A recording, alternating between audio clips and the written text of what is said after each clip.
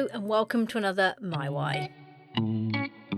I'm Claire, one of the ho-ho hosts of The Silent Why, back again for another audio version of the blogs that I write on thesilentwhy.com. So, Christmas, friend or faux? Christmas has landed in the Sands household, and as soon as December arrived I was nagging Chris for us to get a tree, so I can enjoy the pretty lights around the house. In episode 11 of The Silent Why, we actually discussed Chris's loss of Christmas excitement in the house without having our own children, and the need to find other ways to make Christmas exciting instead of just sad and something we haven't fully mastered yet. It's a time of the year that I think I now welcome with equal joy and dread, so at least it's balanced. The problem is, I find the bad and the sad side of it comes to find me, and the joyful, pretty side of Christmas I have to go and seek out myself. Like the wise men looking for the star. Although there's less wise and more mince pies about me at the moment.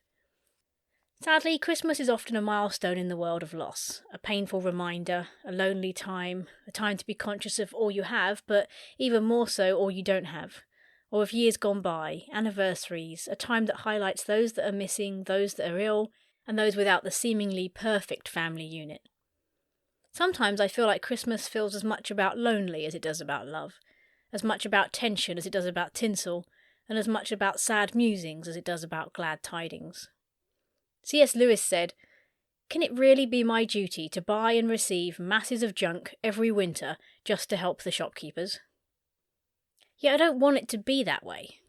I feel we deserve some cheer and enjoyment, a space to process life before a new year, instead of being crowded by thoughts of how to please other people with your presents, or your presents.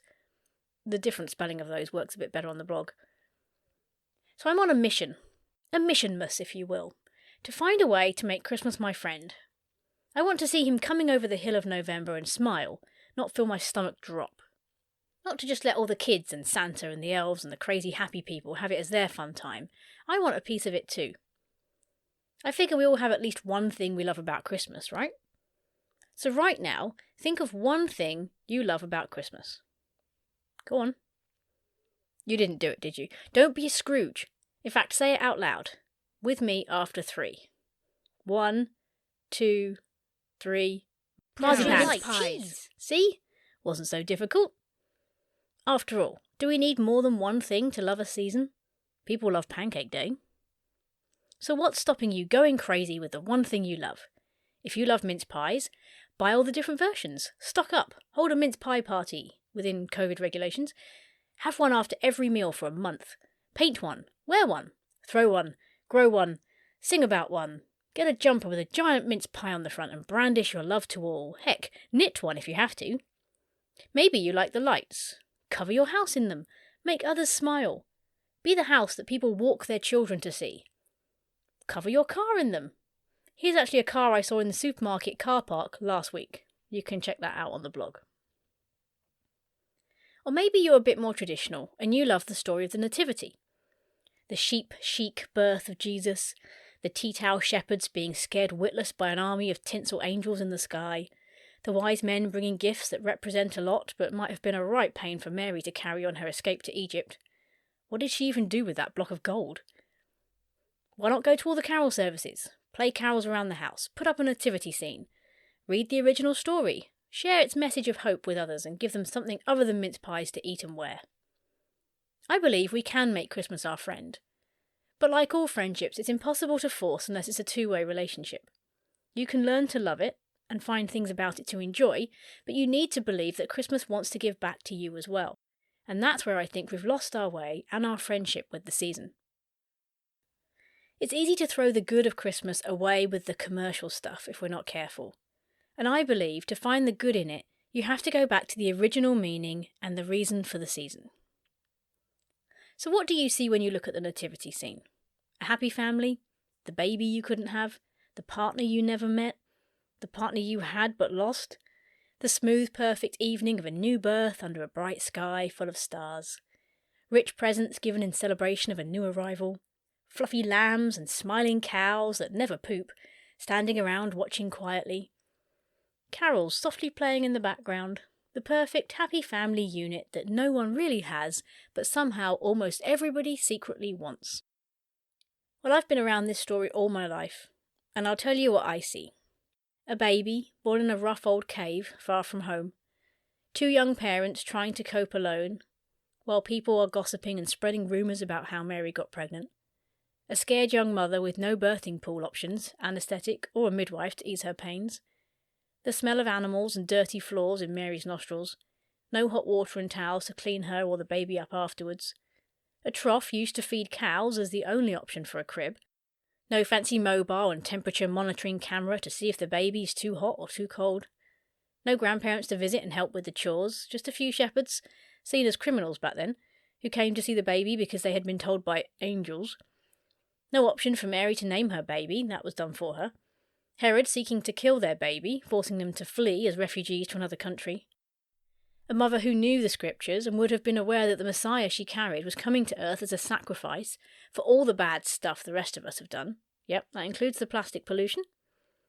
So he would need to die to complete that sacrifice. A prophecy over her baby at the temple, which includes the words to her, "A sword will pierce your very soul." Looking towards her, watching her son die in his early 30s. There's nothing fancy about this story. No trumpets announced Jesus' birth, no clean-sheeted palace prepared him a bed. And this baby was the Son of God sent for one reason, to save a weary world from everything it had got wrong. The word nativity means the occasion of someone's birth, and whether you believe this is the only birth in history that truly matters, or whether it's just symbolic for you, there's a lot to take from it that can bring us comfort if we struggle with Christmas, because Christmas was never supposed to be about all we've made it to be about now. It's supposed to be about glad tidings, good news, God with us, hope for humanity, joy for the joyless. Weirdly enough, it's all the bad and sad stuff I see in the Christmas story that makes me see Christmas as a friend and not a foe, because it gives to us the hope, joy and peace that we are all ultimately looking for. Who could honestly say they dislike a season that gave you unadulterated peace about the past, joy for the present, and hope for the future? Wouldn't you just skip towards that every year for your annual booster? Through the Christmas story, I see strength, endurance, perseverance, love, loyalty, grace, generosity, faith, joy, comfort, sacrifice. Who wouldn't want that from or in a friend? Of course, like every friendship, the path doesn't run smooth, and when you don't hear from a friend for a year, you can begin to believe they've forgotten you and aren't fully committed to the relationship. So maybe, like Scrooge in A Christmas Carol, we need to tuck Christmas away into our heart and keep it all year round. I have a star in my lounge that a talented friend of mine made, and I keep it out all year, because the words from the carol "It Came Upon a Midnight Clear" speak to me all year round. You can check that out on the blog. Still through the cloven skies they come, with peaceful wings unfurled, and still their heavenly music floats o'er all the weary world. I think we've lost the true celebration of Christmas that it used to be. And I say that because of reading quotes like these from a man almost as synonymous with Christmas as Jesus, Charles Dickens, famous for writing A Christmas Carol. These are his words as he describes the holidays. A good time, a kind, forgiving, charitable, pleasant time, the only time I know of in the long calendar of the year when men and women seem by one consent to open their shut-up hearts freely, and to think of other people below them as if they really were fellow passengers to the grave, and not another race of creatures bound on other journeys. So my missionmus is to reunite people with their friend Christmas. Yes, it's not easy. I don't find the season fully enjoyable, yet I'm working on it, and I don't want grief and loss to win this one. I want my share of the Christmas joy, and I'm not anticipating that will be easy. There's a lot of expectations on people at Christmas to be a certain way, speak to certain people, buy a certain gift.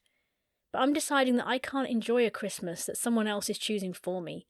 I can only enjoy it when I shape it with my husband and find where we get our Christmas joy from. And to anyone who thinks that should be different, I may utter the other famous words from Dickens. Bah humbug. I'm going to finish with one of the original descriptions of exactly what happened at Christmas from the Message Bible. An account by someone who knew Jesus himself. And I hope it blesses you with a new perspective of what's on offer from your old friend, Christmas. Everything was created through him. Nothing Not one thing came into being without him. What came into existence was life, and the life was light to live by. The life light blazed out of the darkness. The darkness couldn't put it out. The life light was the real thing. Every person entering life, he brings into light. He was in the world. The world was there through him, and yet the world didn't even notice. He came to his own people, but they didn't want him. But whoever did want him, who believed he was who he claimed, and would do what he said, he made to be their true selves, their child of God's selves. These are the God begotten, not blood begotten, not flesh begotten, not sex begotten. The Word became flesh and blood and moved into the neighbourhood. We saw the glory with our own eyes, the one-of-a-kind glory, like Father, like Son, generous inside and out, true from start to finish.